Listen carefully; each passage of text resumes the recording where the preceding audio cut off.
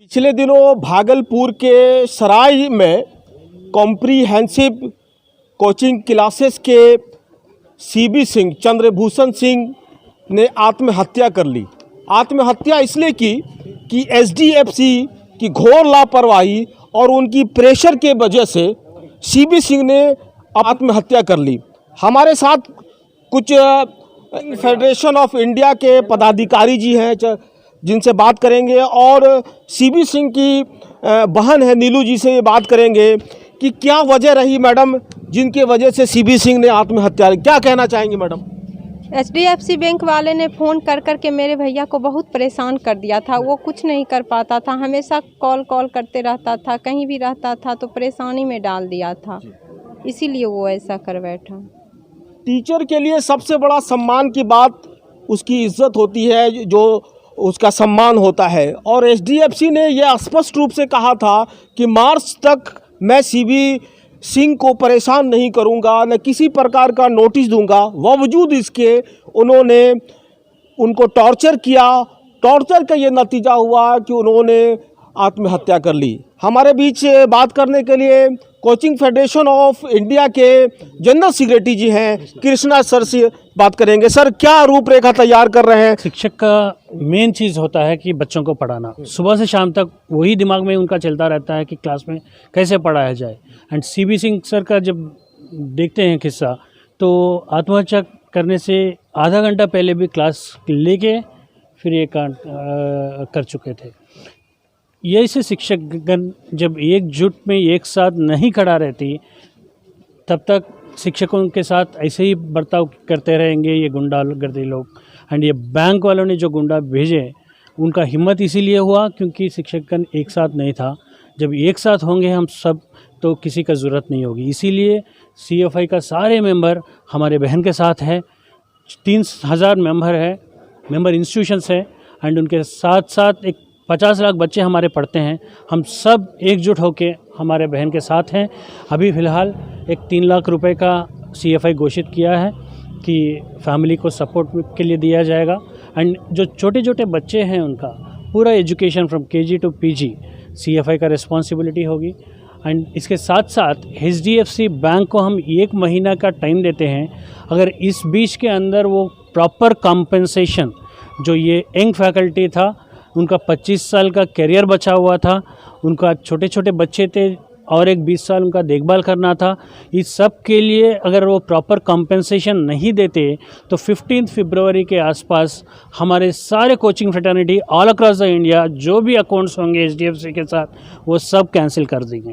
And we will move it to some other banks. And उसके साथ साथ ये भी हमारे बताएंगे हमारे बच्चों को कि उनके पेरेंट्स से रिक्वेस्ट किया जाए और उनका भी बैंक अकाउंट्स एचडीएफसी से कहीं ट्रांसफ़र किया जाए। तो ये 1 महीने का टाइम हम देते हैं एचडीएफसी बैंक को।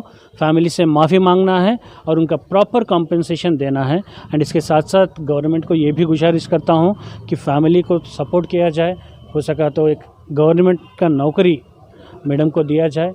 एंड जो भी सपोर्ट होगा हम सब उनके साथ हैं।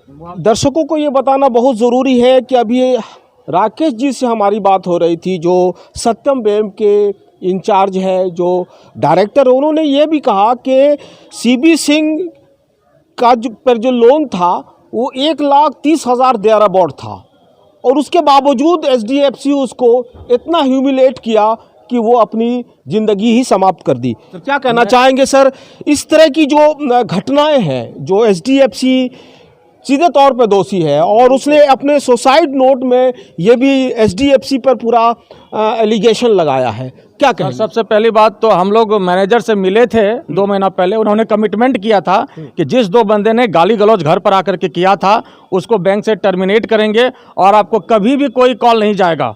वो इवन घर पर आकर के ऐसी बात मैनेजर ने कही थी, कोई झाजी मैनेजर है वहाँ के। तो फिर भी उसके बाद भी कॉल जाना, नोटिस जाना और उन्होंने उनको टर्मिनेट किया या नहीं किया, ये उन्होंने वादा किया था कि 15 दिन के अंदर आपको जो है हम ये सूचना देंगे।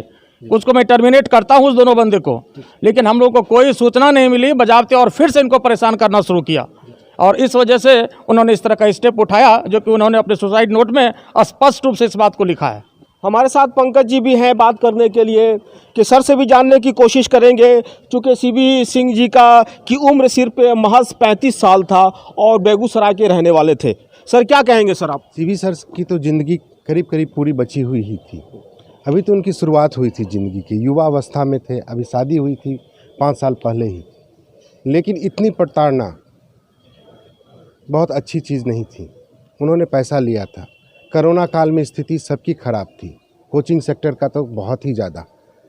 स्थिति के देखते हुए बैंक को कुछ तो रियायत बरतना था। रियायत पैसे से नहीं था, समय का था, जिसका उन्होंने लिखित आश्वासन दिया था। पीटीए की टीम उनसे मिलने के लिए गई थी और उन्होंने आश्वासन दिया था कि मार्च तक ऐसा कुछ भी नहीं किया जाएगा। लेकिन अगले 20 साल तक जो वो अर्न कर सकते थे, जिससे अपनी फैमिली को चला सकते थे, दोनों बच्चे को पढ़ा सकते थे, आगे बढ़ा सकते थे, आज जिस कलम के दम पे वो काम कर रहे थे वो कलम थम गई। अब उस कलम को उठाने के लिए उनके बच्चे को तैयार करना होगा। इसका खर्च, इसका मुआवजा सिर्फ और सिर्फ एचडीएफसी बैंक को देना होगा। सत्यम वेब के डायरेक्टर जी हैं हमारे बीच बात करने के लिए हैं, राकेश सर। सर ये दुख की स्थिति है घड़ी में, क्या आप कहना चाहेंगे सर उनके परिवार को और लोगों को? देखिए, जीवन से तो बड़ा कुछ चीज़ नहीं होता है। सबसे बड़ा कोई आदमी अगर अपने जीवन को ख़त्म कर रहा है तो उसके ऊपर बहुत सी आशाएं रहती हैं। उनके बच्चे हैं, परिवार हैं, सब कुछ है। हम आज के डेट में मदद कर रहे हैं उनके सहयोगी के रूप में। पर आप समझिए कि कोरोना काल के 9 महीने का जो वक्त बीता है प्राइवेट टीचरों के लिए कितना कष्टदायक होगा। और ये हमारी मानवता का संवेदनहीनता ही कहिएगा कि बैंक ने ऐसा काम कर रहा है। यानी हमारे अंदर की जो मानवता है वो अब ख़त्म हो चुकी है। बैंक चलाने वाला भी एक आदमी है, बैंक का मैनेजर भी एक आदमी है, टॉर्चर करने वाला भी एक आदमी है, पर उसकी मानवता को आप देखिए किस तरह से टॉर्चर कर रहा है। इसके पहले उन्होंने इस बात को किया था कि हम अगर आप इस तरह से टॉर्चर कीजिएगा तो मेरे लिए बहुत परेशानी हो जाएगा। चैतन्य जी से जानने की कोशिश करेंगे कि अगर एचडीएफसी अपने गुनाह पे अपने जो उन्होंने जो किया है वो शर्मिंदा नहीं होते हैं तो क्या आगे की स्ट्रैटेजी होगी सर? उनके लिए 15 फरवरी तक टाइम देते हैं। ऑलरेडी बैन एचडीएफसी का कैंपेन चालू है। अभी तक कम से कम 10-15 हज़ार के बीच में शेयर हो चुके हैं एंड ये 1 लाख तक ट्विटर हैंडल लेके जाएंगे। एंड 15 फरवरी तक अगर एचडीएफसी कॉम्पेंसेशन नहीं देती फैमिली को और माफ़ी नहीं मांगती तो पूरा कोचिंग इंडस्ट्री का जो भी अकाउंट्स है वो सारे कैंसिल कर देंगे। एंड इससे नुकसान जो है कोचिंग इंडस्ट्री की तरफ से जो एचडीएफसी बैंक के खाते होंगे, मेरे ख्याल से उनका पूरा अकाउंट बैलेंस 100 करोड़ के आसपास होगा। वो सारे अकाउंट्स जो है कैंसिल किए जाएंगे। एंड पेरेंट्स और स्टूडेंट्स से भी रिक्वेस्ट किया जाएगा कि उनका जो भी एचडीएफसी के साथ ताल्लुकात है उनको कैंसिल किया जाए। मेरा नाम के सिंह है, मैं एसएमएस स्कूल का डायरेक्टर हूँ। दरअसल ये घटना हम सब लोगों के लिए शॉकिंग है और लोकल लेवल पर जितने भी हम लोग शिक्षकगण हैं इस मुद्दे को उठा रहे हैं और हम सब सीएफआई और जो लोकल पीटीए है हमारा भागलपुर का, ये सब लोग मिल कर के हम लोग चाह रहे हैं कि नेशनल ह्यूमन राइट कमीशन और जो भी सरकारी एजेंसीज है, यहाँ लोकल एडमिनिस्ट्रेशन में भी नई एसएसपी साहिबा आई हैं, हम सब लोगों को बड़ी आशा है कि वो कुछ ना कुछ इसके लिए कानूनी कार्रवाई करेंगे। और जब उन छोटे छोटे बच्चों को देखेंगे, जो 1.5 साल का 3 साल की एक बेटी है उनकी, तो रोना खड़ा हो जाता है हम लोगों का। उनकी विधवा यहाँ आने लायक नहीं है, हम लोग को रोना आ रहा है इस बात के लिए।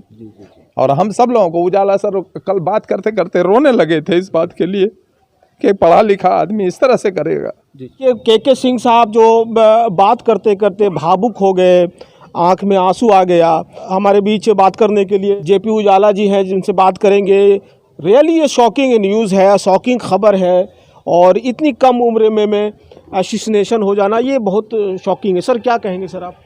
देखिए, जहाँ तक मैं उन्हें जानता था, किसी के भी दुख में वो हमेशा साथ रहते थे और हम लोगों ने भी बहुत कोशिश की थी और बैंक को पहली बार जाकर के हम लोगों ने बहुत समझाया था, रिक्वेस्ट किया था कि आप इनको इतना टॉर्चर ना करें, आपको जो चाहिए आप बोलिए, हम लोग करेंगे कोशिश।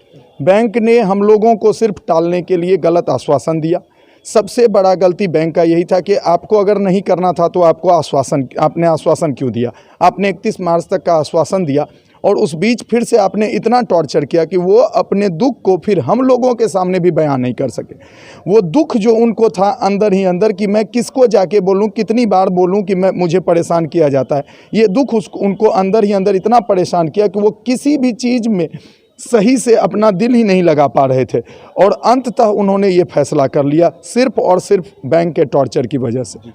कोचिंग फेडरेशन ऑफ इंडिया के जनरल सेक्रेटरी और तमाम कोचिंग के पदाधिकारियों का ये साफ तौर पे ये कहना है कि अगर 15 फरवरी तक कंपनसेशन पीड़ित परिवार को नहीं दिया जाता है तो हम लोगों का धरना प्रदर्शन और मांग और बायकॉट जारी रहेगा। कैमरा पर्सन सजाद खान के साथ मैं शहबाज, न्यूज़ 21 भागलपुर।